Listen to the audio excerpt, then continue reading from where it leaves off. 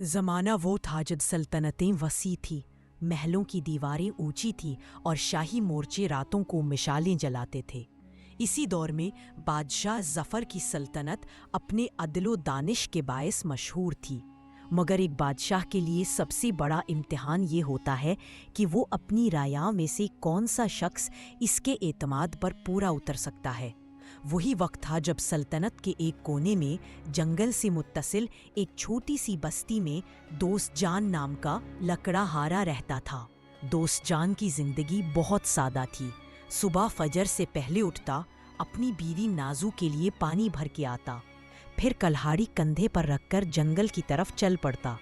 جنگل اس کے لیے صرف روزگار نہیں تھا، وہ اس کا دوست، اس کی پناہ اور اس کا رازدار تھا۔ ہر درخت، ہر پتی، ہر پرندے کی آواز اس کے لیے اپنا تعلق رکھتی تھی۔ گاؤں کے لوگ کہتے، دوست جان سادہ ہے مگر صفائی دل کی رکھتا ہے۔ اسی دل کی صفائی نے ایک دن اسے بادشاہی دربار تک پہنچا دیا۔ بادشاہ کے حکم کے مطابق سلطنت میں ہر غریب، عام اور سچا آدمی دربار بلاوے کے قابل تھا۔ گاؤں کے نمبردار نے بھی دوست جان کا نام لکھ دیا۔ اگلی صبح جب وہ دربار پہنچا تو اس کی آنکھیں حیرت سے کھل گئیں۔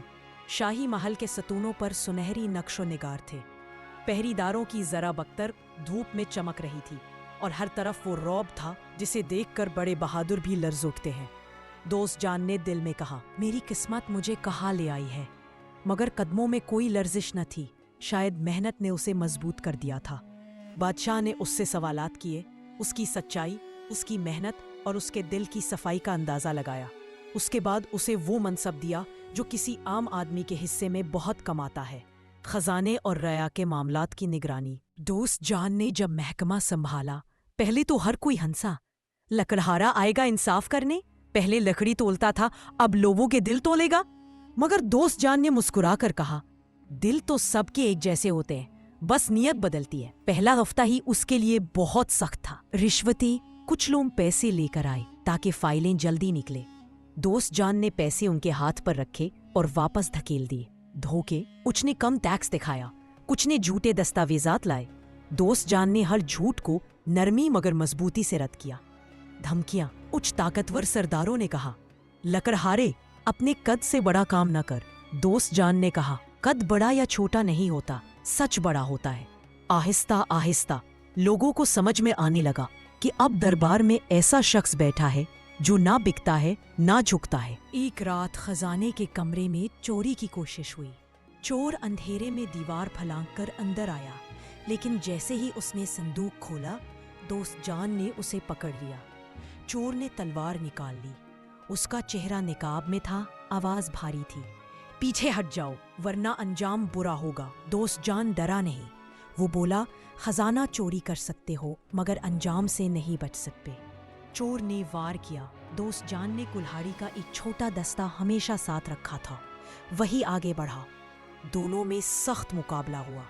آخر کار دوست جان نے چور کو زخمی کیا اور پکڑ لیا۔ جب نقاب ہٹا تو سب حیران رہ گئے۔ چور کوئی عام آدمی نہیں تھا، بادشاہ کے اپنے وزیر کا بیٹا۔ اگلے دن دربار لگا۔ وزیر نے اپنے بیٹے کو بچانے کی کوشش کی، بادشاہ پر بھی دباؤ تھا، مگر دوست جان خاموش کھڑا رہا۔ بادشاہ نے پوچھا، دوست جان تم کیا کہتے ہو، رعایت ہو یا سزا؟ دوست جان نے نم آنکھوں سے کہا، بادشاہ سلامت، اگر آج رعایت ہو گئی تو کل دربار میں انصاف نہیں رہتا۔ جو جرم کرے اس کی سزا بادشاہ کے دروازے تک آنی چاہیے، ورنہ میری محنت، میرا منصب سب بیکار ہے۔ پوری سلطنت پر جیسے خاموشی چھا گئی۔ بادشاہ نے گہری سانس لی اور اعلان کیا، انصاف وہی ہے جو حق ہو، چاہے مجرم میرا ہی کیوں نہ ہو۔ وزیر کا بیٹا سزا یافتہ ہوا۔ وزیر نے شرمندگی سے استعفیٰ دے دیا اور رعایا میں کھلبلی مچ گئی۔ سلطنت میں واقعی انصاف زندہ تھا۔ اس واقعے کے بعد دوست جان پورے ملک کی آنکھوں میں ہیرو بن گیا تھا۔ ایک شام بادشاہ ظفر نے اسے بلایا۔ محل کی چھت پر ستارے جھلملا رہے تھے، ہلکی ہوا چل رہی تھی۔ بادشاہ نے کہا، دوست جان تم نے میرا اعتماد جیت لیا ہے، لوگ رہتے بادشاہ کے سائے میں ہیں، مگر بادشاہ رہتا ہے اپنے آدمیوں کے سہارے پر۔ میں فیصلہ کرتا ہوں، سلطنت کا اگلا سرپرست تم ہوگے اور تمہارا خاندان ہمیشہ بادشاہی عزت میں رہے گا۔ دوست جان کی آنکھوں میں آنسو آ گئے، مگر اس نے کہا، بادشاہ سلامت، اگر میں غرور کر گیا تو لکڑہارا نہیں رہوں گا، ظالم بن جاؤں گا۔ مجھے عزت دو مگر میری پہچان نہ چھیننا، میں ہمیشہ اسی سادگی سے خدمت کروں گا۔ بادشاہ مسکرایا، اور یہی تمہیں دوسروں سے بڑا بناتا ہے۔ اقتدار اس کا حق ہے جو نہیں مانگتا مگر حق ادا کرتا ہے۔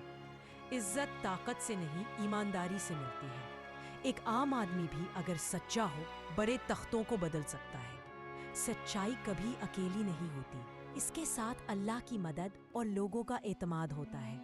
انصاف وہاں زندہ ہوتا ہے جہاں دل میں خوف خدا اور نیت میں اخلاص ہو۔